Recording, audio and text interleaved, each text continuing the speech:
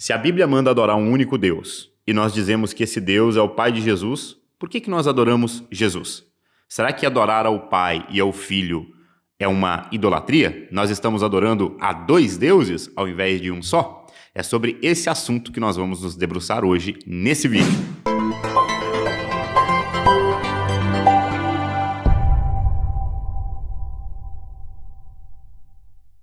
Mas antes, se você não me conhece, muito prazer, eu sou o Fernando Martins, você está no meu canal e nesse canal nós falamos de Bíblia, de teologia, de espiritualidade e é claro que eu não quero ficar aqui sozinho. Então, por gentileza, me faça companhia se inscrevendo aqui no canal, ativando o sininho das notificações, deixando o seu comentário para eu te conhecer melhor e assim você ajuda a espalhar bom conteúdo bíblico e teológico aqui na plataforma do YouTube.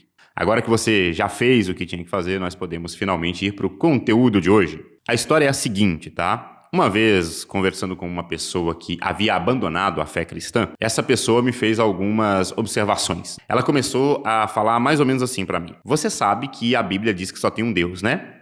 E que esse Deus é o Pai de Jesus. Logo, se você está adorando Jesus e adorando o Pai de Jesus, você está adorando dois deuses. Então você está em desobediência e idolatria. Eu perguntei para ele como assim, e aí ele respondeu que eu estava em desobediência, no caso todos os cristãos estavam em desobediência, porque Jesus nunca pediu para ser adorado. Então quando você adora Jesus, você está desobedecendo ele, porque ele não pediu para que você fizesse aquilo, e você também está fazendo de Jesus um objeto de idolatria, porque o próprio Cristo vai dizer que nós devemos adorar apenas o Pai, porque só o Pai é Deus Todo-Poderoso. Bem, é claro que não deixei por isso mesmo, né? Eu fui para a Bíblia para responder ele e encontrei verdades maravilhosas acerca de Jesus, e são essas verdades que eu quero compartilhar com você aqui, tá? Então, esse vídeo ele vai ser dividido em 3 partes. Primeiro, nós vamos responder a seguinte questão: será que Jesus é Deus? Na segunda parte desse vídeo, nós vamos falar se Jesus foi adorado na Bíblia e, se caso isso aconteceu, como que ele lidava com isso. Por fim, na parte 3, nós vamos falar sobre os textos bíblicos que são erroneamente utilizados para falar que não se deve adorar Jesus, ou que ele não é divino, ou coisa do tipo. Portanto, vamos responder a primeira pergunta. Jesus realmente é Deus? Ele é divino? Ou isso foi uma coisa que os cristãos inventaram na época do Império Romano? Será que foi mais uma invenção de Constantino, né? Porque para esse pessoal, tudo foi Constantino que criou, né? Nunca existiu nada antes de Constantino. Mas vamos lá, vamos para o texto bíblico. O que a Escritura fala a respeito disso que pode nos fazer entender que Cristo realmente era Deus? Vamos começar com o clássico texto do Evangelho de João. O começo do Evangelho de João diz o seguinte: no princípio era aquele que é a palavra. Lembrando que aqui no contexto João está falando de Jesus, tá? Então, no princípio era aquele que é a palavra. Ele estava com Deus e ele era Deus. Perceba como João faz uma separação. Primeiro diz que Jesus, a palavra, estava com Deus. Aqui ele está separando Jesus do Deus Pai. Depois, João vai dizer que ele era Deus. Ele está agora igualando Jesus com o Deus Pai, dizendo que ambos são divindade, ambos são Deus, ambos são Criador e Todo-Poderoso. Na continuação do texto, João diz que ele estava com Deus no princípio. Isso aqui nos dá uma ideia de que Cristo é anterior à própria criação, ou seja, ele fez parte do processo criacional do universo. Todas as coisas foram feitas por intermédio dele. Sem ele, nada do que existe teria sido feito. Quem é que pode ser crucial para a criação do universo, a não ser o próprio Deus? João está dando uma linda declaração para a gente de que Cristo é pré-existente. O que isso significa? Significa que quando nós dizemos que Jesus nasceu há mais ou menos 2000 anos atrás, nós estamos falando que a parte física de Jesus teve data de nascimento, mas o Jesus espiritual, o Cristo de Deus, esse nunca nasceu. Na verdade, ele sempre existiu. Ainda no Evangelho de João, no capítulo 10, agora nós temos o próprio Jesus falando. Quando ele diz, eu e o Pai somos um. Essa declaração de Jesus foi tão direta, falando a respeito da unidade com o Pai, que os judeus chegaram a pegar em pedras para apedrejá-lo. Tamanho era o significado disso que Jesus estava afirmando. Quando ele diz que ele é um com o Pai, ele está falando de uma unidade essencial. Ele está dizendo que ele é da mesma essência e da mesma substância de Deus. Ainda no Evangelho de João, e aí você percebe que essa é uma característica do evangelista João, ele está realmente focado em mostrar para a gente que Jesus é Deus E lá no capítulo 20, ele vai contar para nós como que foi o encontro de Jesus com Tomé. Jesus agora ressuscitado, Tomé era aquele discípulo que estava um pouco duvidoso a respeito da ressurreição de Cristo. Jesus então se encontra com ele, diz para Tomé tocar no seu corpo, tocar nas suas feridas, e olha a declaração do discípulo de Jesus. Tomé vai dizer o seguinte: Senhor meu e Deus meu. Tomé está chamando Jesus de Senhor e também está chamando ele de Deus. Alguns vão até dizer que aqui Tomé tomou um susto, e quando ele fala Senhor meu e Deus meu, ele está falando do Pai, mas isso não é verdade. Tomé está olhando e chamando Jesus de Senhor e de Deus. O discípulo que até então estava demonstrando traços de incredulidade, agora crê porque vê o próprio Deus diante dele. E não pense você que Tomé é o único discípulo que vai admitir a divindade de Jesus. Pedro também vai fazer isso em uma das suas cartas. Segunda epístola de Pedro, logo no primeiro capítulo, quando ele se apresenta como autor desse livro, olha o que ele vai dizer para a gente. Simão Pedro, servo e apóstolo de Jesus Cristo, aos que mediante a justiça do nosso Deus e Salvador Jesus Cristo, receberam conosco uma fé igualmente valiosa. Pedro está chamando Jesus de nosso Deus e nosso Salvador. Ele não está dividindo, falando de Deus Pai e Jesus como Salvador. Ele está dizendo que Jesus tem essas duas características. Ele é Deus e ele é Salvador.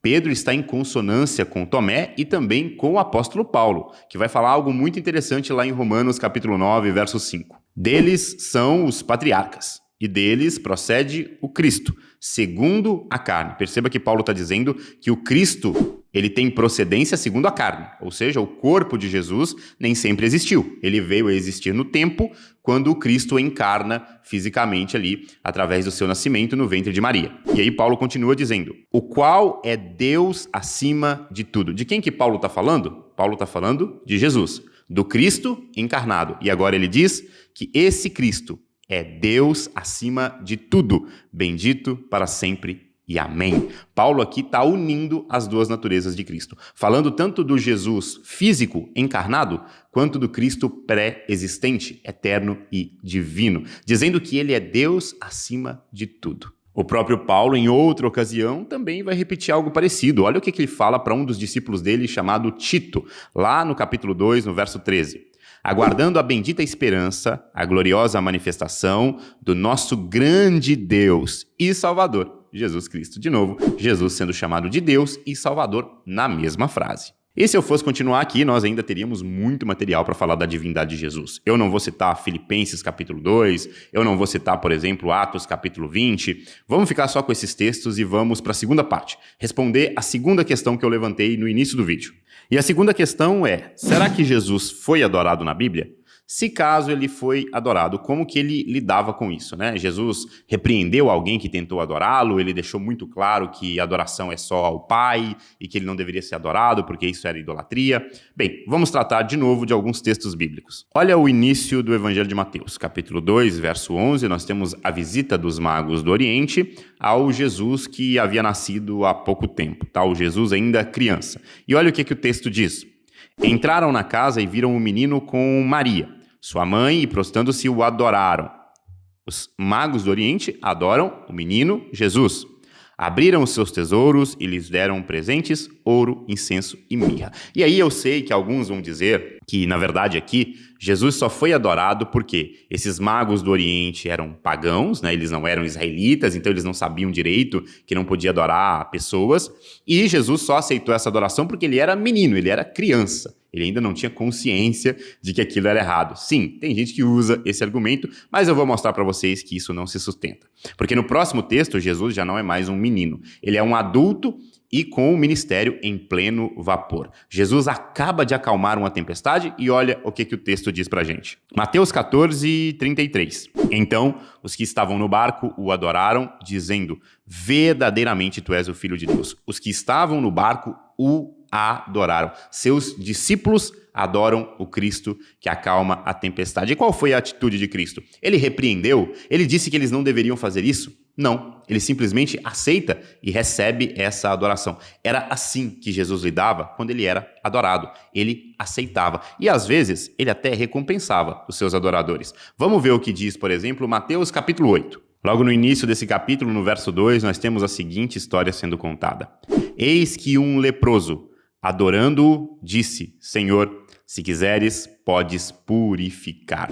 Que texto incrível, né? O leproso chega diante de Jesus, se ajoelha diante dele e o adora. Rende a ele verdadeira adoração. O leproso cultuou a Jesus. Se nesse momento Cristo não quisesse ou não pudesse ser adorado, ele teria a obrigação moral de corrigir o leproso. Mas não. Ele não só aceita a adoração, como ele também a recompensa.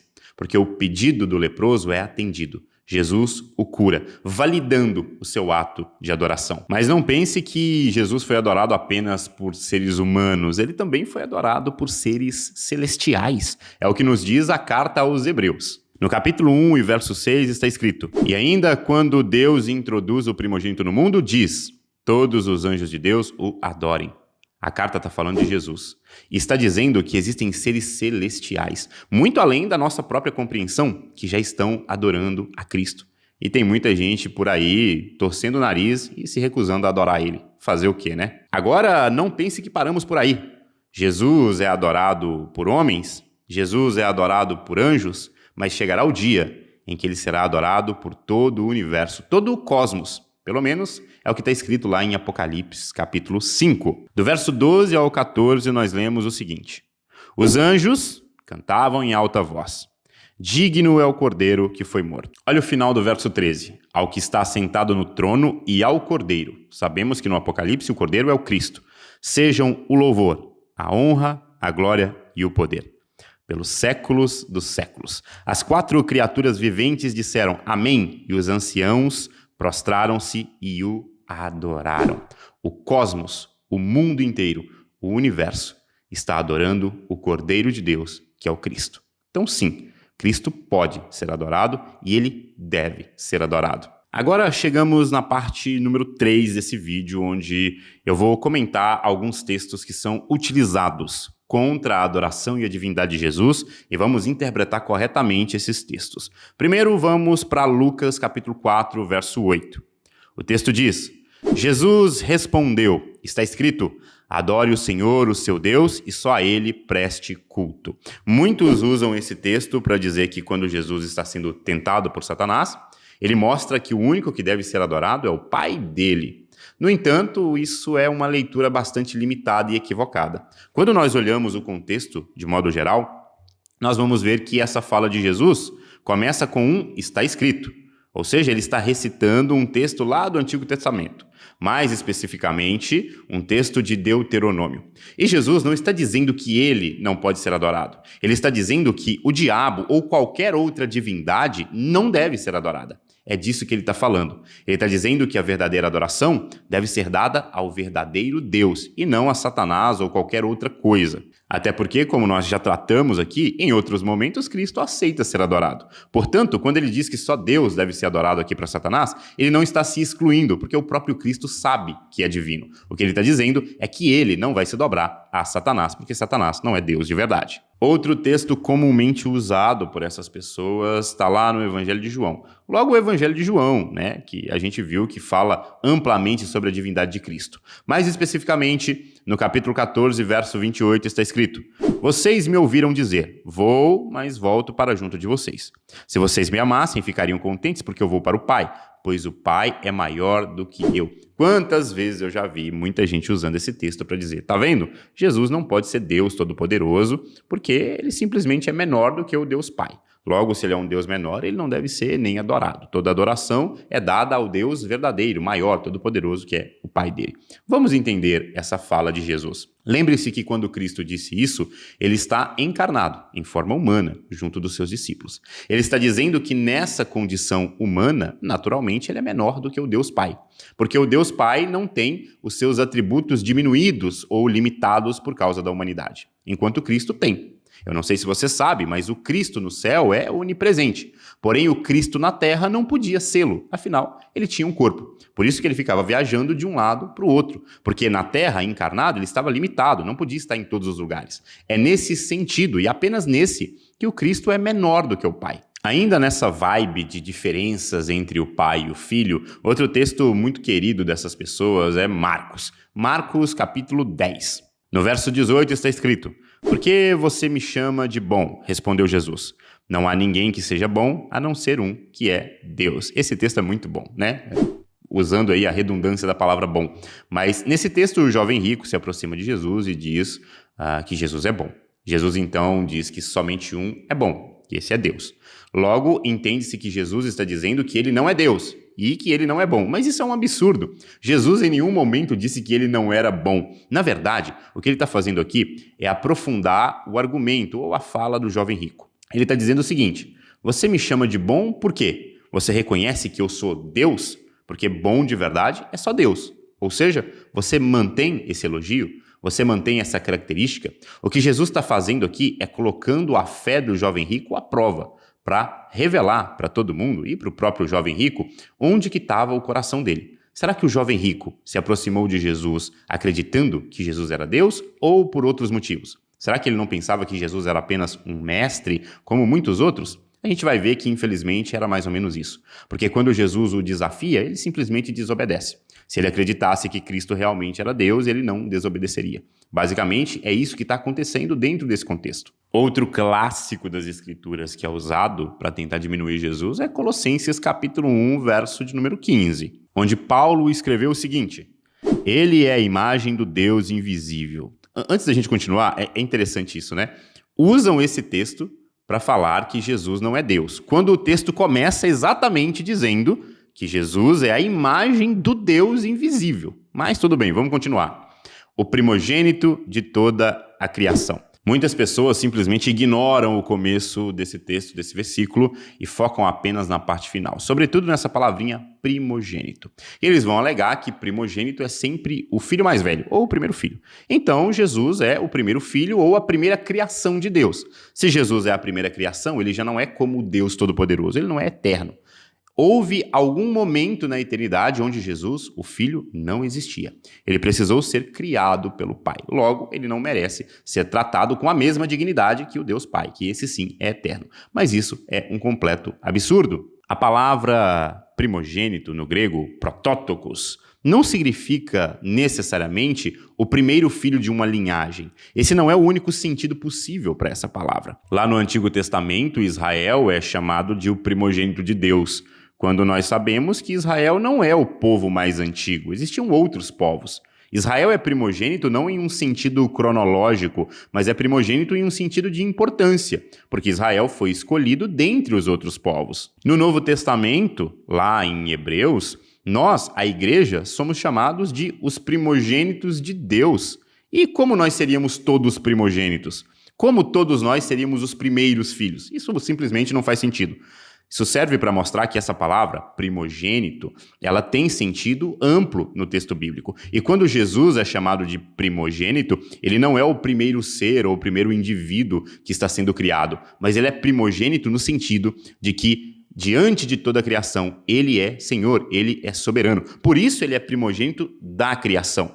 Não é o texto dizendo que Jesus é o primeiro de uma linha sucessória de coisas ou de pessoas que foi criada. Mas Jesus é o primeiro no sentido de que ele reina sobre tudo que foi criado. Por isso, o primogênito da criação, ou na criação, ou diante da criação, ou acima da criação. É sobre isso. Assim como Deus governa o universo sem ser filho do universo, Cristo governa a criação sem ser uma criação, ou ser parte da criação. E assim nós chegamos ao final de mais um vídeo, mas antes eu preciso te dar um recadinho, né? Se você quer aprender teologia de forma simples, clara, direta, profunda aí comigo, inclusive se você quer ter uma aula só sobre isso, só sobre a natureza de Cristo e o seu papel na Escritura, eu te convido a participar do meu curso chamado Imersão Fundamentos. É o primeiro link aqui na descrição desse vídeo, vai lá, se cadastra, se matricula e vem ser meu aluno. No mais, que Deus te abençoe, que você permaneça bem, que você permaneça seguro em Cristo, adorando a Ele.